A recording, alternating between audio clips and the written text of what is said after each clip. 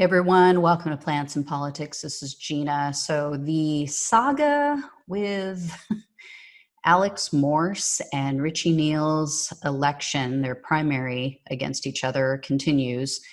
There is now evidence, or there are witnesses who are coming forward who claim that the executive director for the Massachusetts State Democratic Party, which is Veronica Martinez, she was one of the people who was involved in this supposed and what appears to be pretty clear evidence of a smear campaign, a political hit job against progressive candidate Alex Morse in the state of Massachusetts. So 5 sources now have confirmed that Veronica Martinez she advised UMass College Democrat students who originally made allegations against Alex Morse and started this whole ball rolling.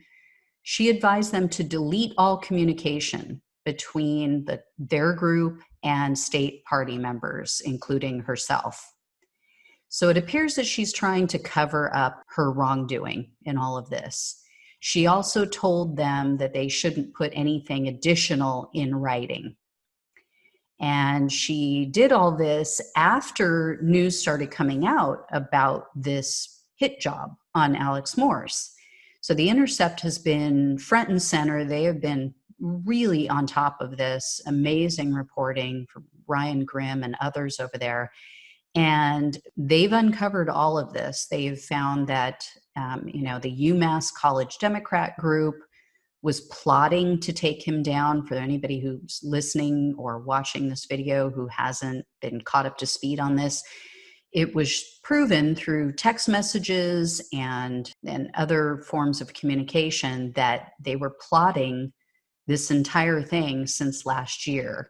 Not specifically what they were going to say about him, but they were plotting to try to catch him, try to ensnare him in some sort of scandal. And they most specifically were trying to ensnare him in some sort of sexual scandal or inappropriate behavior, sexual misconduct scandal. So they targeted his dating apps, dating pages, which were so harmless and G-rated, and then used the most ridiculous conversation that there was no there. But the state party took part in it. Now, the 5 sources who have come forward, they're off the record because they don't want retaliation, of course. But of the 5 sources, 2 are involved with the UMass College Democrat group, and 3 others are members of the Democratic State Committee. So these are people who know. These are people working within both of these groups who collaborated and made an attempt to not just destroy his candidacy, not just stop him from beating Richie Neal, but to destroy him personally. And this is having major fallouts. The DSC, members of the DSC are absolutely furious. They are calling for an independent investigation. And the state party members are saying, oh, yeah, we're going to have an independent investigation. We want that to take place, but we're going to have that done after the primary election because we don't want to affect the outcome. We don't want to put our thumb on the scale and affect the outcome of the primary. Kind of too late for that. Kind of really too late. I mean, they took part in smearing this man, in using anti-gay tropes, common smears that are most specifically used against gay men in this country and around the world, making him out to be some sort of predator, like he was preying upon college students when he himself was around a college student's age. So dating people within his same age range. And never once have they come forward with any specific allegations of wrongdoing. Like I said, they used this nothing burger of a conversation that was, I mean, what you would literally a conversation you would have with your uncle, with your mom. I mean, it was that benign. It was that harmless. And so this Martinez woman, the executive director of the state party, Veronica Martinez, she of course denies these allegations, but the Intercept reviewed call records, and as they put it, they appear to line up with the timing of the allegations being made against her. And Martinez has been caught making other false statements. I mean, she's lied basically throughout this entire thing. And it's clear that this was a collaborative effort to smear Morse. I mean, this has been proven by text messages, by phone logs. So the DSA is pissed off. As of Sunday night, just a couple days ago, they had an open letter that has so far been signed by 54 members. And what they said was that waiting to investigate until after the primary, quote, so as not to affect, is ludicrous given the damage that has already been inflicted on Mayor Morse's campaign by the actions of the mass college Dems. And if the state leadership expects that we all believe that anybody in Democratic leadership could do an effective and objective job in investigating this, they're out of their minds. I don't trust them with anything. As I've said before, this is so disturbing on so many levels. The fact that they would use these anti-LGBTQ tropes against an openly gay man running for Congress, the fact that it's within your own party. I think that that is the part that pisses me off the most. This is why progressives are so fed up. This is why progressives are like, really? But you want me to go and vote for Joe Biden.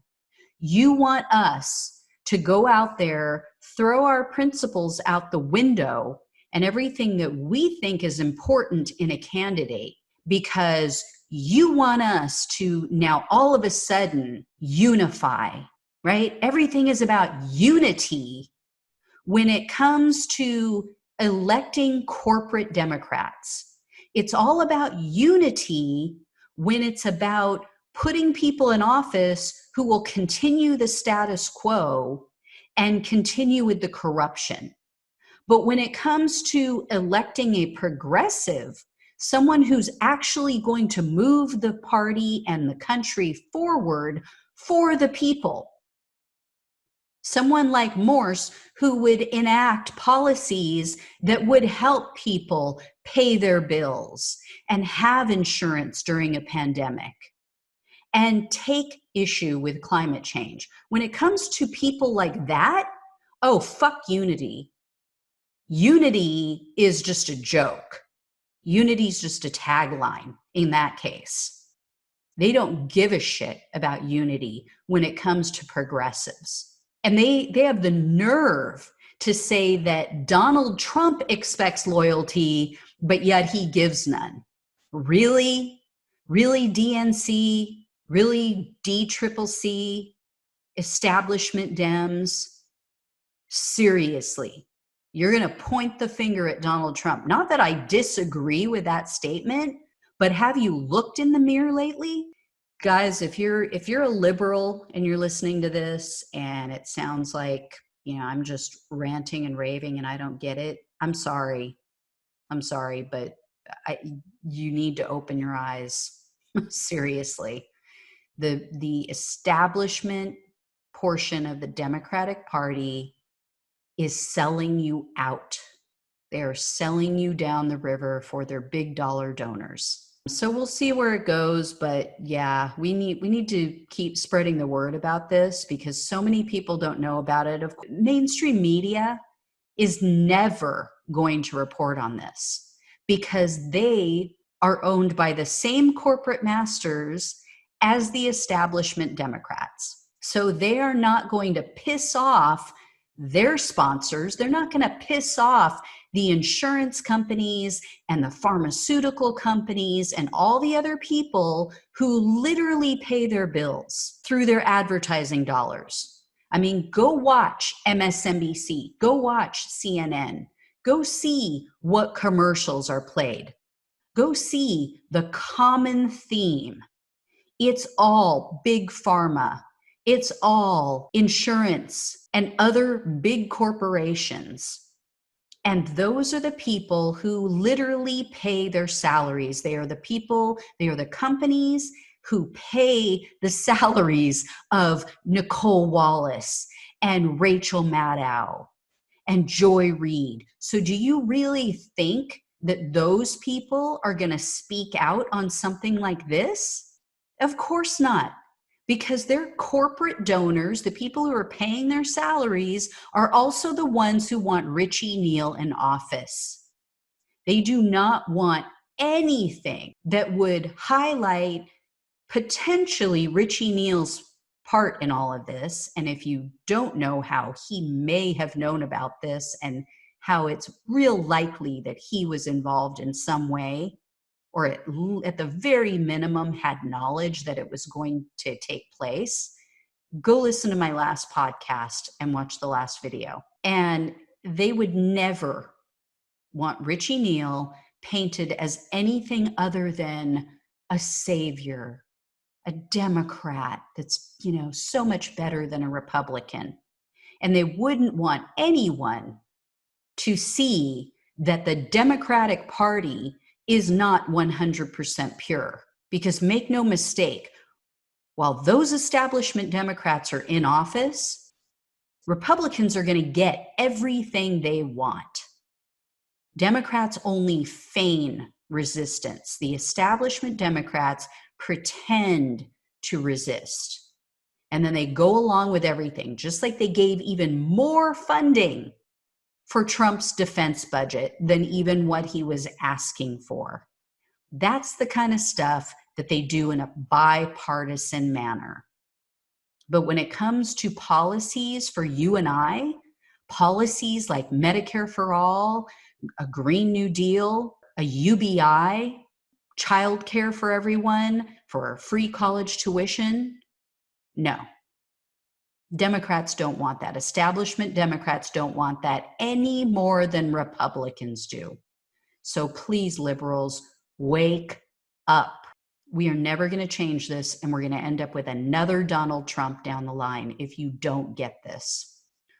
All right, as always, like, share, subscribe. I will talk to you guys soon. Take care. Thanks for listening to Plants and Politics. The only way we can take our country and power back is to spread the truth and build an army. So remember to like, follow, subscribe, and share on Facebook, YouTube, and wherever you listen to your podcasts. Thanks again.